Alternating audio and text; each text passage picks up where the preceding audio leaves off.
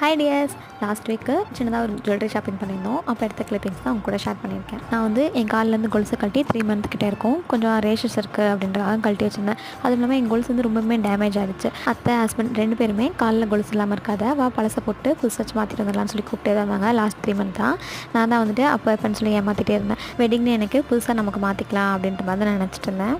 But எனக்கு எங்கள் wedding டேவும் இல்லை, வேறு எந்த ஃபெஸ்டிவல் எந்த அக்கேஷனுமே இல்லை.